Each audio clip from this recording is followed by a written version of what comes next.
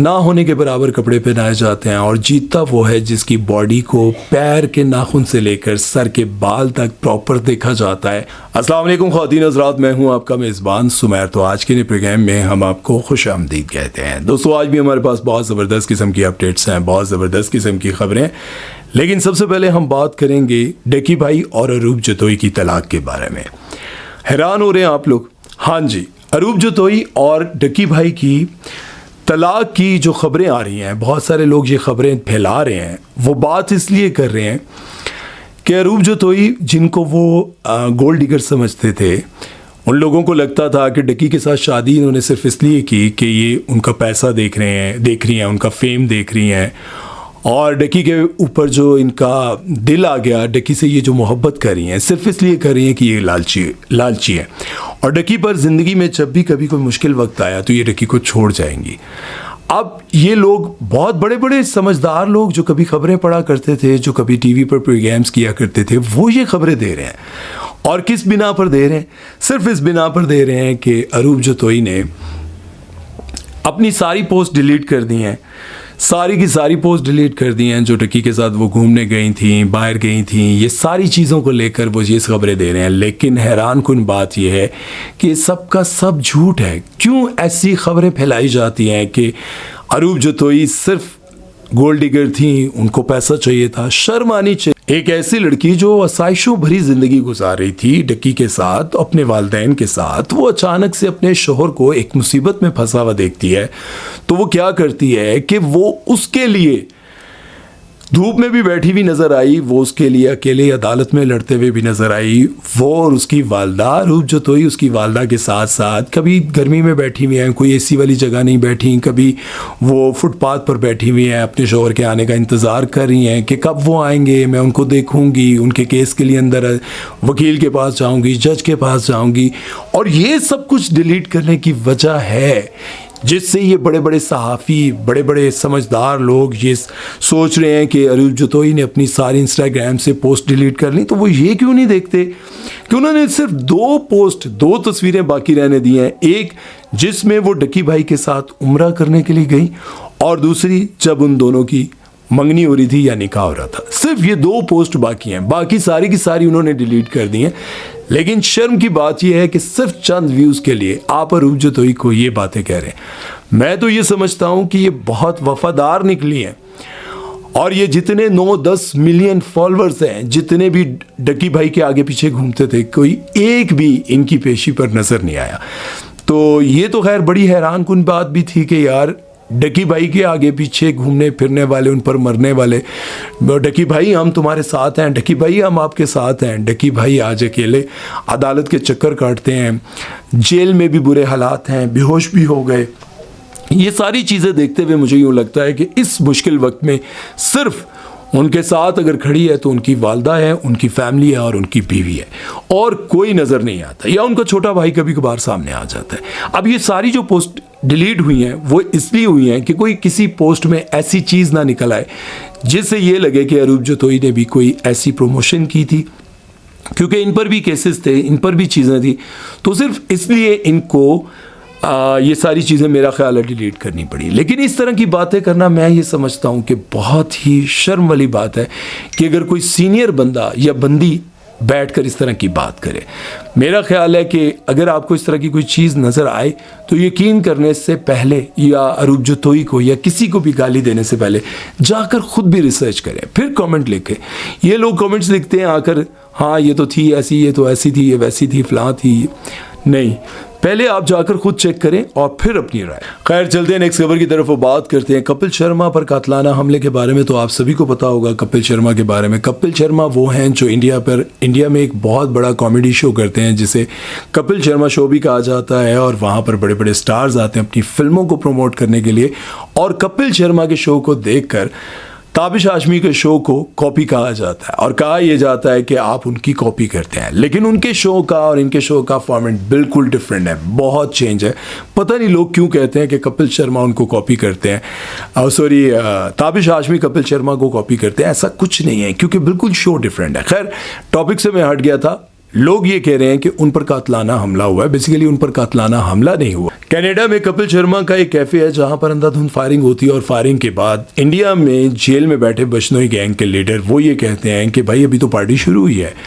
वो दुश्मन है सलमान खान के भी, वो दुश्मन है कपिल शर्मा के भी और बड़े बड़े उन लोगों के जो पैसा कमाते शोबिज़ इंडस्ट्री में नाम बनाते हैं और वो उनको धमकियां देते हैं और वो ज़ाहिर है भत्ता मांगते होंगे। जो भी जिसने सिद्धू मूसेवाले को भी मारा था, उनको भी कत्ल करवाया था, वो जेल में बैठकर कहता है कि अभी तो पार्टी शुरू हुई है। अब ये जो लोग लिख रहे हैं कि कपिल शर्मा पर कातलाना हमला हुआ है, ये वो कातलाना हमला, वहाँ पर तो वो मौजूद भी नहीं थे।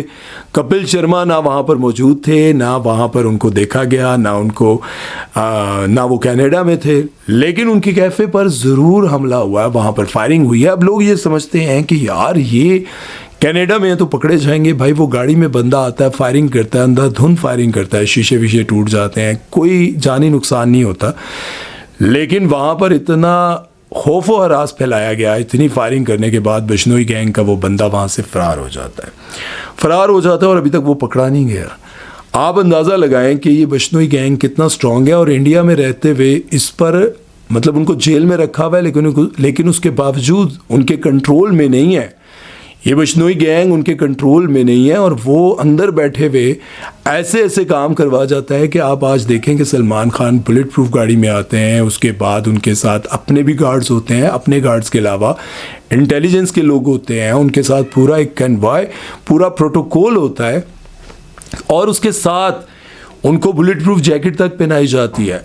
और सबसे बड़ी बात सलमान खान की जो मुझे अच्छी लगी कि कहीं पर भी कोई स्टार उसकी डेथ होती है, कहीं पर कोई मुश्किल में होता है, सलमान खान वहाँ जाते हैं, चाहे उनको जितनी मर्जी धमकियाँ आ रही हैं, जो कुछ भी है, वो चार दीवारी में बंद नहीं है, वो जा रहे हैं और वो ये सारे काम कर रहे हैं। लेकिन गवर्नमेंट को मैं समझता हूँ कि कोई ऐसा एक्शन लेना चाहिए कि उनकी भी पिस्तौल जो है वो नेफे में चलनी चाहिए। आज अगर कपिल शर्मा के कनाडा में कैफ़े पर हमला हुआ है, कल वो इंडिया में भी करेंगे और बाकी जहाँ पर भी कपिल शर्मा के कोई प्रोग्राम्स हो रहे होंगे वहाँ पर भी ये कार्रवाइयाँ होंगी।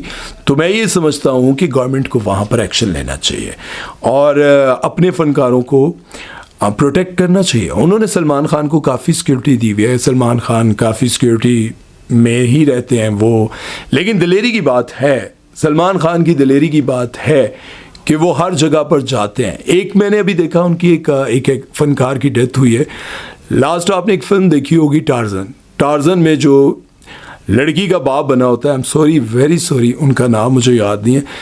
उनकी डेथ पर अभी सलमान खान गए हुए थे, ठीक है। आयशा डाकिया के वो बने होते हैं, वालिद बने होते हैं, उसमें उनकी डेथ हो गई है। बहुत सीनियर अदाकार थे, पुरानी तकरीबन हर फिल्म में वो होते थे और विलन का ही किरदार अदा करते थे। कॉमेडी शायद एक दो फिल्मों में उन्होंने की, लेकिन ज़्यादातर वो विलन ही आते थे।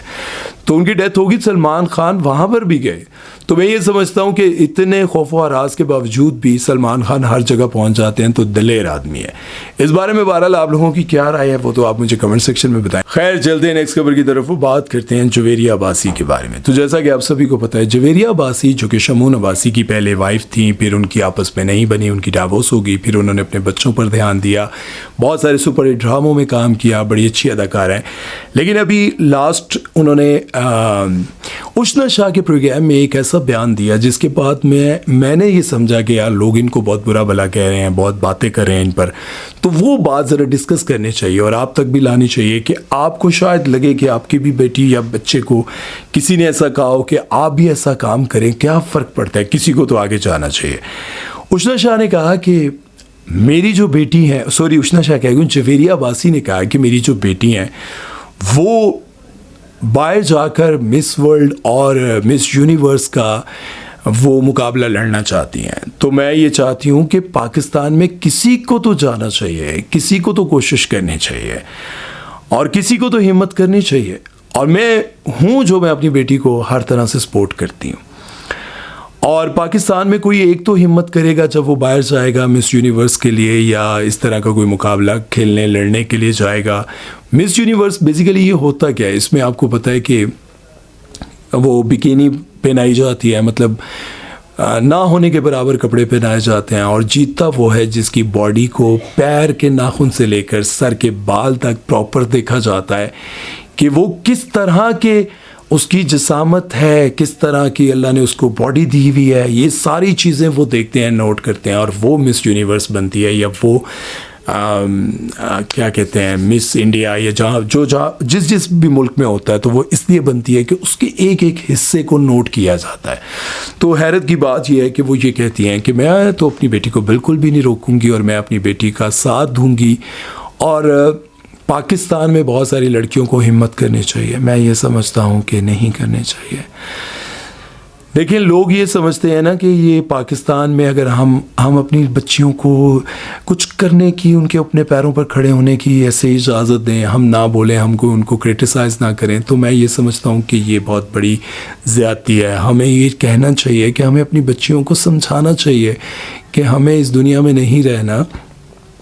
हम तो ये कहते हैं कि यार देखो, अगर कोई लड़की शोबिज़ में काम कर रही है, अगर वो किसी दायरे में रहकर कर रही है, तो मैं उनकी भी तारीफ़ करता हूँ। बहुत सारी ऐसी एक्ट्रेसेस हैं जिनके बारे में मैं कहता हूँ कि यार वो बहुत सोबर कपड़े पहनती हैं, हमेशा वो ढकी हुई रहती है। जैसे दाना नीर मुबीन के बारे में मैं अभी पिछले दिनों कह रहा था कि दाना नीर मुबीन जितने भी बड़े ड्रामे कर लें, शोज़ कर लें, हमेशा वो अच्छे स्टाइलिश कपड़े पहनती है, लेकिन कवर्ड रहती हैं। लेकिन अब आयशा उमर को देख लें कि आयशा उमर पर कितनी तनकीद की जा रही है कि वो 53 ईयर्स की हो गई हैं, 43 ईयर्स की हो गई हैं। तो उनके बारे में आप देखें कि लोग कितनी तनकीद करते हैं कि इस एज में वो ना होने के बराबर कपड़े पहनती हैं, और आए दिन उनकी कोई ना कोई वीडियो भी आती रहती है। अभी पिछले दिनों उनकी एक वीडियो आई थी जिसमें वो स्विमिंग पूल से निकलती हैं और उनके बैग से वीडियो बनती है, मतलब हैरान कुन थी वो। और अब जो वो शो कर रही हैं, उस शो पर बहुत ज़्यादा तनकीद की जा रही है, डेटिंग है, और फ़िज़ा अली भी उस पर बोली कि हम अपनी बेटियों को ये सिखाएंगे कि डेट कैसे करना है। हम किस कदर गिर गए हैं काम के चक्कर में। लोग कह रहे थे कि फ़िज़ा अली को भी असल में ट्रेंडिंग टॉपिक पर बात करने का मौका चाहिए होता है, तो बात चले उन्होंने की तो है ना, हिम्मत की तो है ना। ऐसा भी तो हो सकता था कि उनको ये लगे कि आयशा उमर उनके खिलाफ कुछ ऐसा कर दें कि उनका भी कैरियर ख़राब हो सकता है, लेकिन फ़िज़ा अली ने बात की, हिम्मत की, तो मैं ये समझता हूँ कि बड़ा अच्छा काम किया है।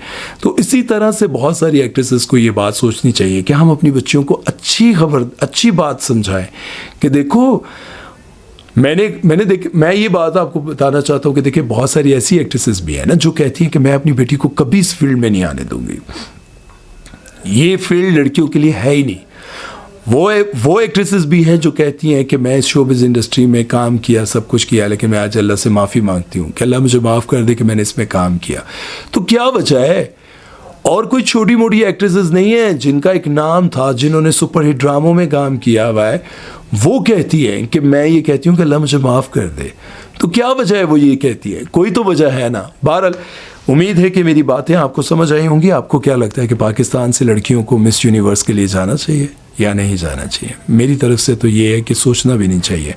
अल्लाह ताला उनको ज़िंदगी में, अगर उनके नसीब में पैसा, दौलत, शोहरत लिखी है तो किसी और तरह से मिल जाएगी, लेकिन इस रास्ते पर ना चले। उम्मीद है कि आपको भी समझ आई होगी। मुझे देखने वाले, मैं तो उनको यही कहूँगा कि मत जाइएगा। अपना ख्याल रखिएगा, दुआ में याद रखिएगा। सुमैर चौधरी को दीजिए इजाज़त। अल्लाह हाफ़िज़।